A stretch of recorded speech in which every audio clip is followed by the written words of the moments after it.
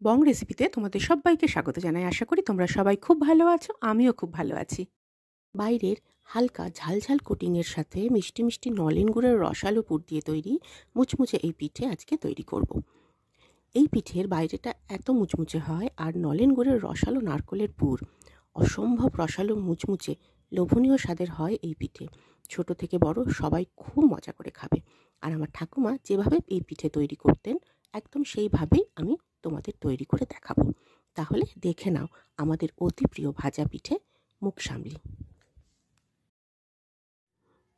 পিঠে তৈরি করার জন্য প্রথমেই মুগ ডাল শুকনো কড়াতে তেল ছাড়া ভেজে নেব। 1 কাপ সোনা মুগ ডাল নিয়েছি আমি, আর হালকা করে ডালটা ভেজে নেব। খেয়াল করো ডালটা কিন্তু কড়া ভাজা হবে না, হালকা সোনালি রং ধরলে ডালটা খুব ভালো করে ধুয়ে নিতে হবে। 2-3 বার জল পাল্টে ডালটা আমি ধুয়ে নেব। এবার পরিমাণ মতো জল দিয়ে আমি ডালটা সেদ্ধ হতে দেব। সেই সঙ্গে আমি দিয়ে দেব 2টো কাঁচা লঙ্কা, বেশ ঝাল ঝাল ভাব আসবে কোটিংটায়।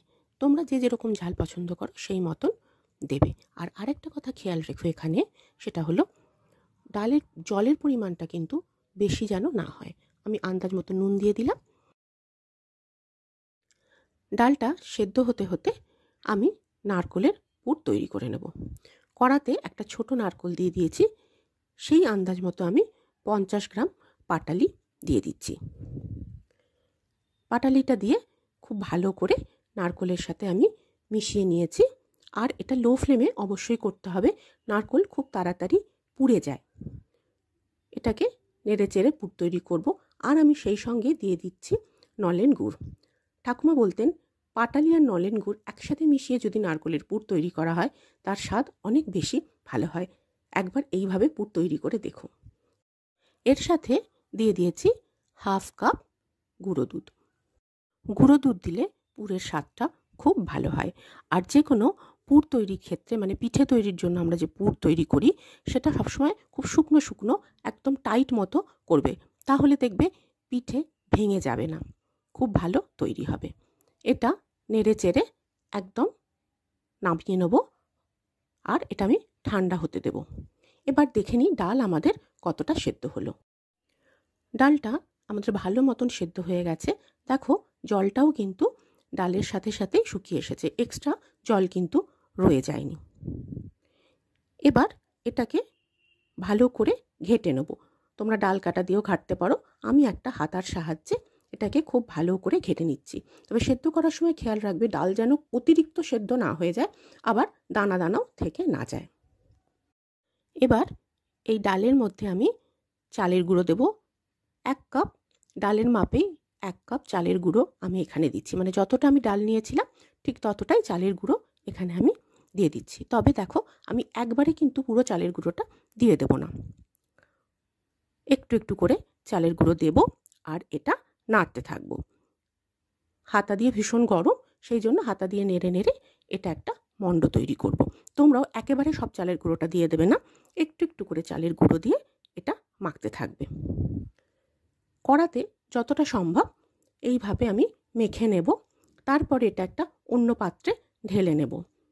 তখন সেটা হাত দিয়ে ভালো করে মেখে একটা টাইট ডো বা মণ্ড তৈরি করতে হবে।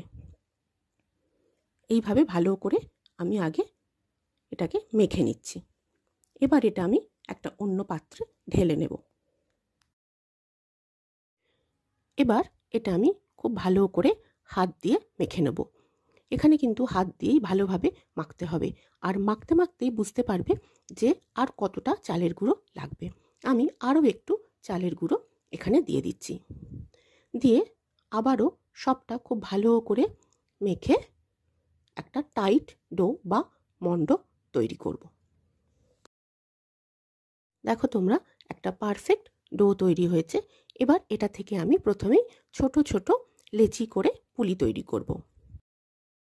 প্রথমেই 2 হাতের তালুতে দিয়ে একটু এইভাবে চেপে নেব, আর ছোট বাটির আকারে গড়ে নেব। আর এর মধ্যে আমি নারকলের পুর দিতে থাকবো। দেখো একটা বাটি তৈরি হলো। এবার এর মধ্যে আমি নারকলের পুর দিয়ে দিচ্ছি আন্দাজ মতো, খুব বেশি দেব না আবার খুব কমও দেব না। খুব বেশি দিলে ফেটে যাওয়ার সম্ভাবনা থাকবে, কম হলে খেতে ভালো লাগবে না।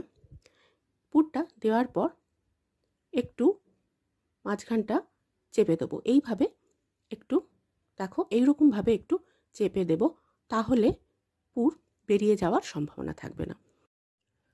পুর দেওয়া হয়ে গেলে এই রকমভাবে পুলির মুখটা ভালো করে আটকে দেব, যাতে ভাজার সময় পুলিগুলো ফেটে না যায়। দেখো, খুব সহজেই আমাদের একটা পুলি তৈরি হয়ে গেল। এইভাবে আমি সব পুলিগুলো তৈরি করতে থাকবো। আর দুটো হাতের তালুতে একটু এইভাবে ঘুরিয়ে নিলে কি হবে, পুরো শেপটাই নিটোল হবে, ফেটে যাবে না গাগুলো। একইভাবে আমি আরও একটা পুলি তৈরি করে তোমাদের দেখিয়ে দিচ্ছি। মুখটা খুব ভালো করে টাইট করে নেব। আটকানো হয়ে গেলে দুটো হাতের তালুতে দিয়ে একবার এটা একটু ঘুরিয়ে নেব, এইরকমভাবে রোল করার মতো করে ঘুরিয়ে দেব। এই পুলিটাও আমাদের তৈরি হয়ে গেল। একইভাবে সব পুলিগুলো আমি দেখো তৈরি করে নিয়েছি, কত সুন্দর দেখতে হয়েছে। এবার এগুলো ভাজার অপেক্ষা। চলো এগুলো ভেজে নিই। কড়াতে সাদা তেল দিয়েছি, তেল গরমও হয়ে গেছে। এবার খুব সাবধানে একটা একটা করে পুলি আমি তেলের মধ্যে দিতে থাকবো। এটা একটু সাবধানে করবে, বা একসাথে অনেকগুলো দিয়ে দেবে না, তাহলে পুলি ভেঙে যেতে পারে। তেলের পরিমাণ যতটা হবে সেই আন্দাজে পুলির পরিমাণটা বা সংখ্যাটা কম বা বেশি দেবে। পুলিগুলো আমি মিডিয়াম ফ্লেমেতেই ভাজবো। একটু নেড়ে চেড়ে উল্টে পাল্টে ভেজে নেব। সোনালি রং ধরলে এটা তুলে নিতে হবে। পুলিগুলো খুব সুন্দর ভাজা হয়েছে, দেখো কত সুন্দর কালার এসেছে। এবার এগুলো আমি তেল থেকে তুলে নেব, আর খুব ভালোভাবে তেল ঝরিয়ে এটা সার্ভ করব। দেখেই বুঝতে পারছো কতটা মুচমুচে হয়েছে। আজকে আমি এটা নলেন গুড়ের সাথে সার্ভ করব।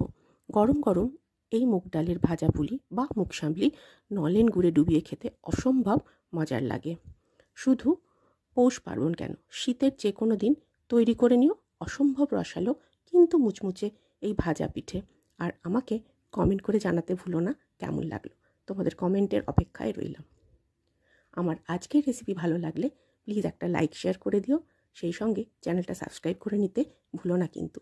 তোমাদের জন্য অনেক নতুন নতুন রেসিপি নিয়ে হাজির হচ্ছি। সবাই খুব ভালো থেকো, সুস্থ থেকো, আমার সাথে থেকো। আবারও ফিরে আসছি নতুন কোনো রেসিপির সাথে।